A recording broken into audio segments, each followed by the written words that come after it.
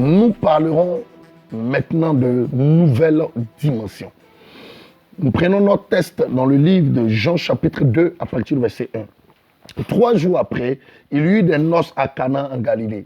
La mère de Jésus était là et Jésus fut aussi invité aux noces avec ses disciples. Le vin ayant manqué, la mère de Jésus lui dit, ils n'ont plus de vin. Jésus lui répondit, femme, qu'y a-t-il entre toi et moi? Mon heure n'est pas encore venue. Sa mère dit au serviteur, faites ce qu'il vous dira. Or, il y avait là 6 vases destinés à la purification des Juifs et comprenant chacun 2 ou 3 mesures. Jésus leur dit, remplissez d'eau ces vases. Et il le fit jusqu'au bord. Puisez maintenant, leur dit-il, et apportez-en à l'ordonnateur du repas. Et ils le lui apportèrent. Quand l'ordonnateur du repas eut goûté l'eau changée en vin, ne sachant d'où venait ce vin, tandis que les serviteurs qui avaient puisé l'eau le savaient bien, il appela l'époux et lui dit, tout homme sait d'abord le bon vin, puis le moins bon après qu'on s'est enivré. Toi, tu as gardé le bon vin jusqu'à présent. Voici une histoire très intéressante. La Bible dit, Jésus s'est retrouvé aux noces de Cana. Nous pouvons identifier les noces de Cana ici comme un mariage, comme un temps de célébration, un temps de bénédiction. Il y avait du vin à l'intérieur et il y avait 6 vases qui étaient à l'entrée, qui servaient à laver les pieds avant d'avoir accès au lieu des noces. La Bible dit, lorsqu'ils sont arrivés au milieu de la fête, le vin a manqué. Et Marie, sa mère, comme toute autre mère, aurait voulu que la fête ne s'arrête pas, s'approcha de son fils Jésus pour lui dire, oh Seigneur, le vin manque, le vin vient de finir. Et Jésus regarda pour dire, qu'y a-t-il entre toi et moi? Mon heure n'est pas encore venue. Pour te dire qu'il y a une heure à toute chose. Quel que soit ce que tu traverses, quel que soit ce que tu vis, il y a une heure à toute chose. Et la Bible dit, Jésus a ordonné que les vases qui étaient dehors, qui servaient à laver les pieds, qui servaient à se nettoyer avant d'entrer, que ce soit ces vases-là qui soient à l'intérieur. Qu'on introduise les vases de dehors à l'intérieur et qu'ils transforment. Et Jésus maintenant va transformer l'eau en vin. Je parle de nouvelle dimension. Nouvelle dimension parce que ta vie est à une étape et elle doit connaître une transformation et un changement. Lorsque nous parlons de nouvelle dimension, nous parlons de transformation des saisons. Nous parlons de transformation des périodes. Lorsque nous parlons de nouvelle dimension, nous parlons d'une étape à laquelle ta vie est, mais qui mérite une étape encore bien élevée. Lorsque nous parlons de nouvelle dimension, nous parlons de changement de niveau. Et bien évidemment, bien aimé, lorsque l'Esprit de Dieu nous a mis à cœur ce thème, il est pour toi qui m'écoute, il est pour toi qui m'entends. Christ est sur le point de te faire changer de dimension. Au niveau de ta vie de prière, au niveau de ton intimité avec Dieu, et même au niveau de ton travail et au niveau de ta vie.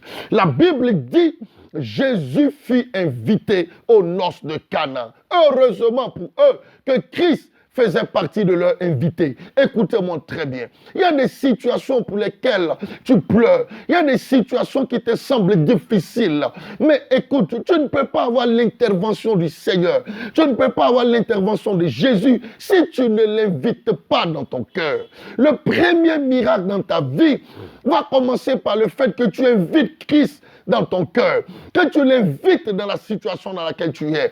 Tu as un problème de mariage, invite Jésus dans ce problème. Tu as une situation qui te tracasse, invite Christ dans cette situation. La Bible dit Jésus a été invité. Vous savez, s'il n'était pas parmi les invités des noces de Cana, la fête aurait pris fin là où le vin est fini. Heureusement qu'il était un invité à cette cérémonie. Là où des hommes ont fait des calculs, les gens ont fait une programmation et que le vin a manqué, la main de l'Éternel est entrée en scène. Quels sont les calculs que les hommes font sur ta vie? Le calcul des hommes, c'est que tu ne vas rien devenir. Les propos des hommes, c'est que ta vie est finie. Ils ont regardé David comme un berger. Même le père de David n'a pas identifié la grâce royale en lui. Il a vu comme un berger, comme quelqu'un qui mérite d'être derrière son troupeau dans la forêt. Mais en David était caché la royauté. Le calcul des hommes n'est pas le calcul de Dieu. Le regard des hommes vis-à-vis de toi n'est pas le regard de Dieu.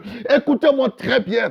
Quelle que soit la manière dont les gens te regardent, quelle que soit la manière dont les gens te voient, Dieu a un autre programme derrière le programme des hommes. Le programme des hommes ici était que le vin serve a fini la fête.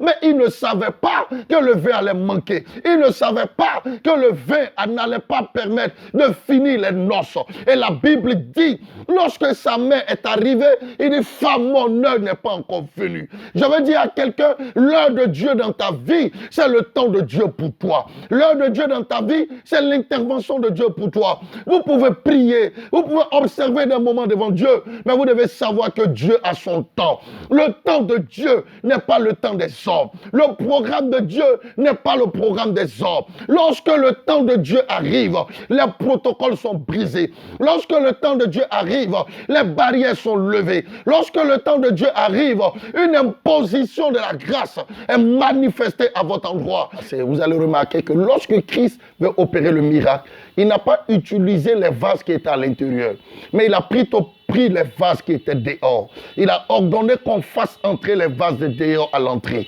La société t'a mis dehors, les hommes t'ont mis dehors, ta famille t'a mis dehors. Christ te fera entrer là où personne n'avait imaginé. Récapitulatif.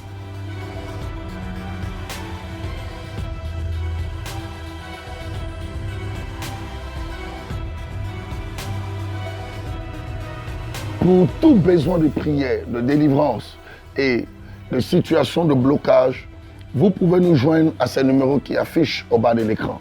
Que le Seigneur vous bénisse et que la grâce de Dieu soit sur vous. À l'Académie des champions, nous formons des champions pour la gloire de Jésus-Christ, notre Seigneur et Sauveur.